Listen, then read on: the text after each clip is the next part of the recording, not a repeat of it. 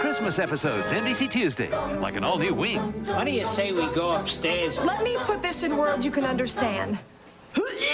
Then News Radio's all new. A Christmas secret, how very jolly. I'm going to kill you. Then a special Frasier. You haven't seen his son since he was a baby on Cheers. Now they're reunited for a family Christmas.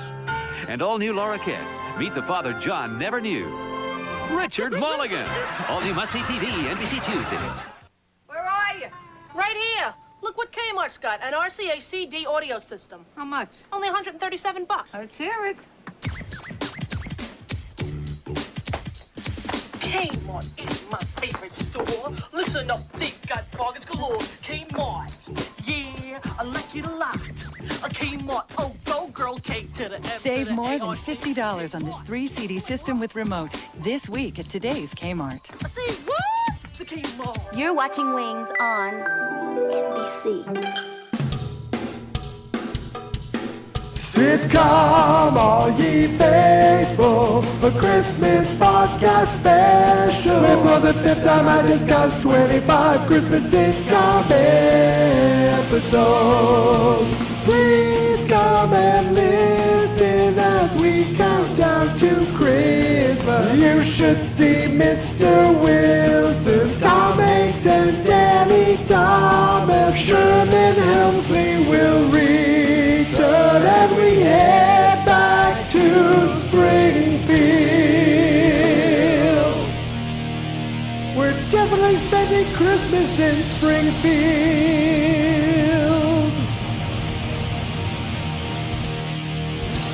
Christmas!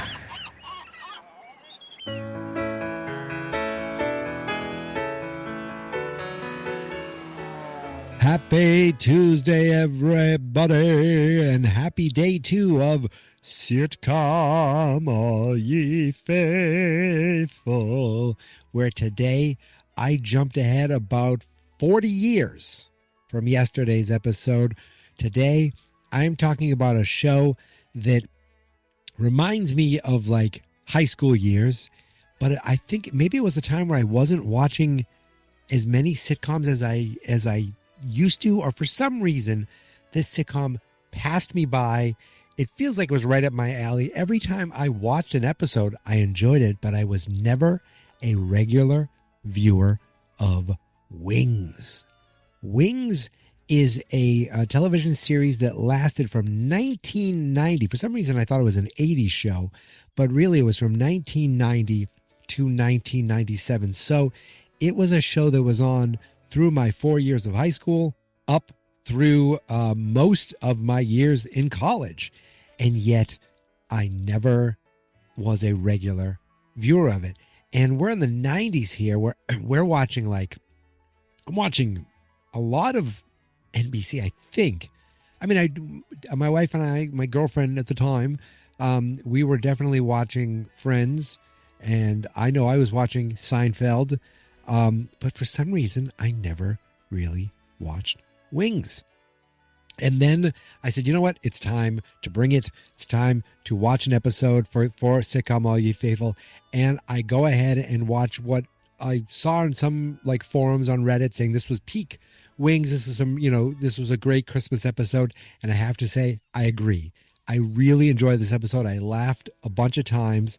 And yet it was an episode without, like, it was a later season episode. This episode first aired on December 19th, 1995. So December 95, I would be a sophomore in college. I had my own room that year. That was nice. My wife, we were both going to college together. So what was I doing that night? I wasn't watching this, that's for sure. Was I watching anything on TV? What I like is to check out tvtango.com. There's a link for this in the show notes. If you click on the date, it'll show you what aired in primetime that night. It looked like ABC had some repeats. Roseanne was a repeat, followed by something called Hudson Street. I have no idea what Hudson Street is, followed by a home improvement repeat, then an episode of Coach, and then followed by the 10 p.m. airing of NYPD Blue. Was I still watching NYPD Blue then? I might have been. Was that the Jimmy Smits era, or was that the Ricky Schroeder before he became a kook era? Or was that the Mark Paul era? Geez, I'm not sure. Sipowicz went through a lot of partners. On CBS, there was The Client from 8 to 9. The Client, was that the show where it was like one story the whole season for a trial? I remember that being a big deal. Now it's like a lot of, streaming shows are basically one story you're watching over, the season. That was followed by Hallmark Hall of Fame Breathing Lessons, a repeat from 9 to 11. So that was a film, I guess, that was on Fox. Ooh, Fire in the Sky. The Fox Night at the Movies, the 1993 alien abduction movie, Fire in the Sky, starring D.B. Sweeney, if I'm correct. Over on UPN, they had Deadly Games at 8 o'clock, followed by Live Shot at 9 o'clock. And I have no idea what either of those things are. But let's look at NBC that evening. That's the most important network of the evening, not just because at 8 o'clock was this episode of Wings, but at 8:30 was an episode of News Radio that I covered 2 years ago, followed by an episode of Frasier that I covered 2 years ago. So far, Sitcom All Ye Faithful has done the 8 p.m., 8:30, and 9 p.m. time slot of this date, this specific date, December 19th, 1995. I'm not sure if there's another day that has this many Sitcom All Ye Faithful entries in it. Very cool. And then it was followed by an episode of the John Larroquette Show. I don't even know if it was a Christmas episode, but I do remember enjoying that show when I used to watch it. So we're talking season 7. This is from 1995, and it was without Thomas Hayden Church, without Lowell, one of like the cornerstone characters of this series, and also the character Faye wasn't in it. Now she is on the show and she's listed in the credits, but she is not the older woman who works for the airline. She is not part of the episode either. If you don't know, Wings is about it's a show about a small airline out of, what is it? Brothers Joe and Brian Hackett run a one-plane commuter service for small Nantucket Airport. So they have one plane, and these brothers run it, and hilarity ensues with the people who work at this small little airport. That's pretty much the gist of it. It stars Tim Daly and Steven Weber, who are both working still today. They continue to be doing stuff.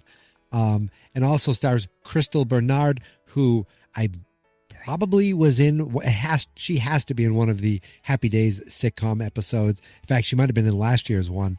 So she was on like the latter years of Happy Days. I would say the post Richie years.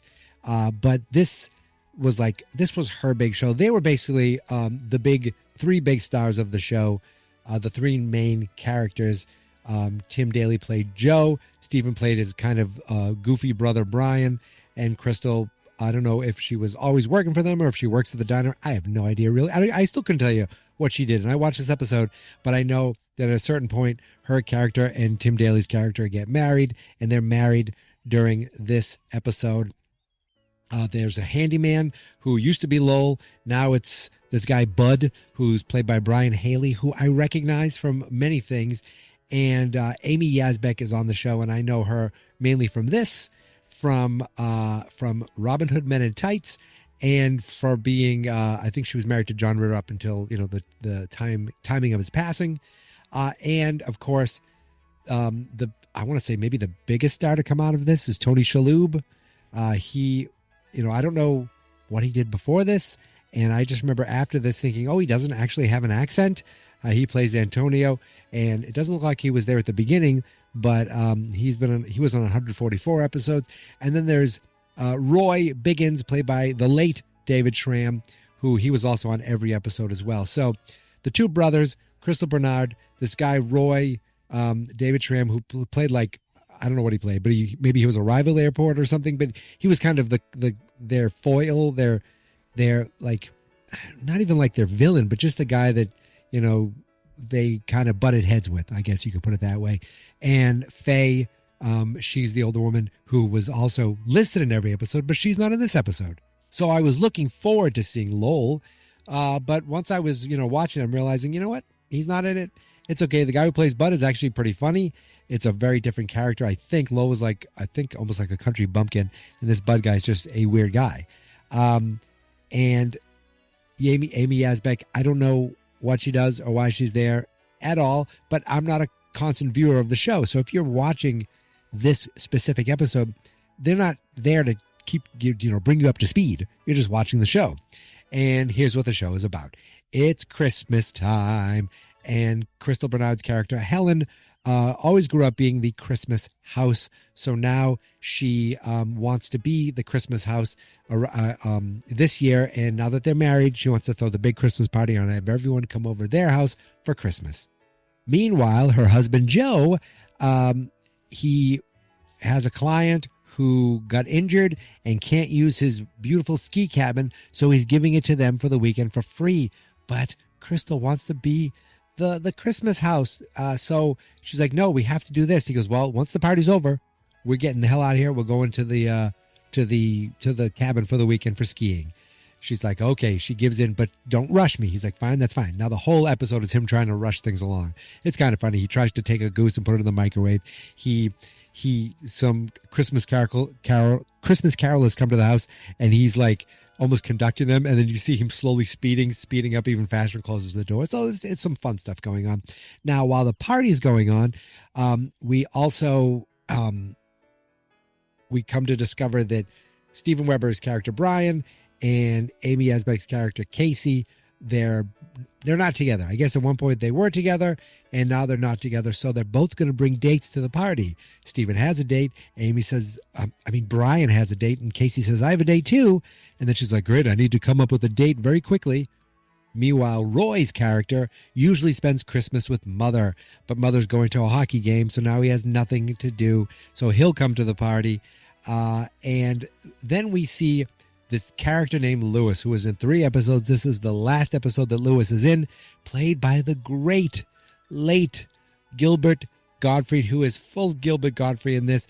I guess he's maybe a electronics salesman, but he's there now visiting the island because he has an uncle who isn't doing that well, but he's going to leave all his, he's his only heir, so everything gets left to him. So he says, any like overexcitement, could overexert him, and he, could really cause him damage. So we bought him a giant, basically a home gym to try to kill the guy off. Basically, that's the joke there.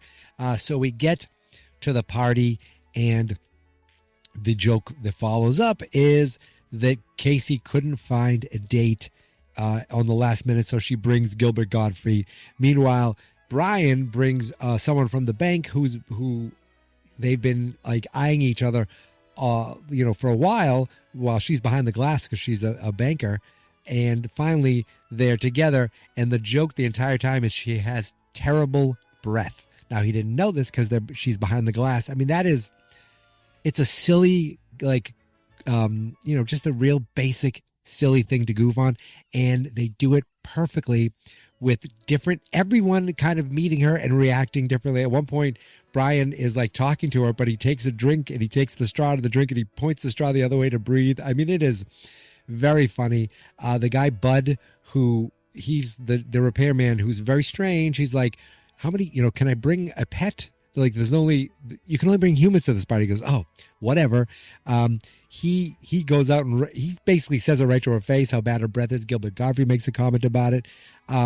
He's basically thinks he's there to actually get Casey to bed, but then it turns out that Casey and Brian end up hooking up during the party. Anyway, now the episode's called "Twas the Heist Before Christmas," and that really only comes to play in the last 5 minutes, where we find out that all their wallets are missing, and we get kind of a "where were you at the time?" and we find out where people were, what people were doing. Like they say, Brian, you were hiding in the bedroom, and he goes, yes, I was. And it turns out he was in there with Casey, and they were both, that's where they were hooking up on top of a pile of jackets. Joe, he was in there as well, but he was pretending to be a lady calling for noise complaint because he wants the party to be over so they can go camping. Now they found out, go to the cabin, they found out there's snow coming in. So they're like, we need to rush this as quickly as possible. Of course, the goose ends up going out the window. But at the end, Crystal's like, damn it, I'm cooking this for everybody. So I'm going to get the goose. And then and Gilbert Gottfried was up in Bud was up in the bedroom because he was talking to himself in the mirror, trying to be normal, trying to figure out how to be normal. And it turns out Gilbert Gottfried he goes, I had a perfectly good reason to be in the bedroom. He was in the closet watching Brian and Casey hooking up, and he's eating snacks. And just picture Gilbert Gottfried creeping out of a closet, eating snacks, watching, two people make out. It was funny. Gilbert was funny. I mean, I laughed. A lot of the laughing was the reaction to the woman with the bad breath and Gilbert Gottfried. But the biggest jokes I got, the biggest laughs I got were all from Antonio. He shows up. This is Tony Shalhoub's character. He shows up to the party with these amazing gifts for everyone. So first for Joe and Helen, he gives them a music box that plays the music of their first dance from their wedding. Like, oh my God, Antonio, this is amazing. I feel so bad because I didn't get you anything. And the look on his face, he goes, oh, okay. That's not the reason, for Christmas. It's about giving. So I'm glad you're happy. Then later he goes to Roy and he gives him a box of Cuban cigars, and Roy goes, Cuban cigars? I hope you didn't go to too much trouble for this. He goes, no. I just spent hours in a dinghy. I think he went to Italy or something. Or maybe it was Cuba. He spent hours in a dinghy waiting. Then when the timing was right, he shot up a flare for a boat to come over and deliver him the Cuban cigars. I mean, it was the way he explained it was hilarious. And then what's coming. Like, what's coming. Roy's like, I feel so bad because I didn't get you anything. And he's like, really? He keeps reacting more and more. Then later you find out that he bought Brian a camcorder, and he goes, I got all these gifts. He's trying to take anything out of Brian's pockets. He goes, I need something, like some sort of gift. And that's at a point where they all go to leave, and then they discover all their wallets are stolen. They start blaming each other until a cop shows up, and it comes to find out that the Christmas carolers who were there earlier, they distract you while someone shimmies up the back into the house and steals all the wallets. So that's how that happened. So the heist before Christmas, the title, that didn't matter as much. I thought maybe there'd be something more going on with that. That was a throwaway, but we did get some funny moments from it. The real joke was the jokes were just getting people to come to the party, with Bud being nervous, Gilbert Gottfried being Casey's date, Brian's date, being an attractive woman who just has awful breath. Roy kept missing his mother. He's calling. He's trying to have her paged at the hockey game because he misses his mother. And of course, Tim Daly's character, Joe, wanted to rush out of there as quickly as possible. So everyone kind of had their own little joking thing going on. And all in all, it made for a fun, 90s sitcom, laugh track show that just worked. And it was funny. It just worked. And it made me think, geez, this is a show that I wish I watched, and maybe someday. I don't know if I'd ever go and watch old sitcoms like that and just like catch up on them. Maybe. Now, Wings is available on Paramount Plus, but only the first 4 seasons. I didn't know that. I saw it was on Paramount Plus. I'm ready to watch it on Paramount Plus. This is season 7. It is not available there, but luckily maybe it's first 5 seasons, but seasons, the later seasons, 5, 6, 7, 8, whichever ones. This season that I watched today is available on Pluto. So I will put a link to this exact episode in Pluto if you want to watch it, even though I spoiled it already and gave everything away. It really doesn't matter. Watching Tony Shalhoub, watching Gilbert Gottfried, watching Steven Weber, those are all the funniest parts of the episode, and I still think it's worth a watch. And that is really it. I'm recording this a little after 8 p.m. On Tuesday night, December 2nd. So today is the day of me actually watching the episode. That wasn't the case for the previous episode. My plan was to maybe record 3 or 4 over the weekend. I did not. I recorded 1. But here I am today. I completely, I wanted to get ahead of things. I'm not ahead of things. I'm completely on schedule, I guess, but not ahead of things. Which if I'm not ahead, that means I'm behind. But I'm not behind because I'm going to stop while I'm ahead. Or behind, boom. But today was, a cold day. And the reason I'm also recording this is because I worked today. I slept in this morning, but right up until work time. And then after work, I had to go shovel because it was a friggin' snow day. My wife had the day off. Her work was closed for the day. And I did not, so I worked. And then I shoveled. Then I walked my dog. And now I'm here talking to you. And I'm glad. And I watched this episode during lunch. And I'm glad I did because it was a lot of fun. Definitely enjoyable. And Pluto, even with the commercials, really, you get through those pretty quickly. They're not too bad. So definitely worth watching. So if you want, check out the link in the show notes. And that's it. I think that's it. I think I covered everything. So until tomorrow, where I'll be back again talking about another Christmas sitcom, you can find me on all the socials at Geek Mentality, except TikTok, which is Geek Mentality Mike. The Facebook page is Fans Not Experts. The YouTube channel is Fans Not Experts. That's because the website is fansnotexperts.com. And I think that's it. So I will talk to you tomorrow. But until then, thank you for listening. Thank you for subscribing. Hope everyone's in the holiday mood. And until tomorrow, my friends, here is my theme song. This is my podcast, I made it. Geek Mentality's what I named it. And I think you should listen and subscribe. Cause I'm kinda funny and awesome. I think that I'm worth your time. And I'm kinda handsome. My mom says, please listen and please subscribe. At least listen to this episode. Fans Not Experts.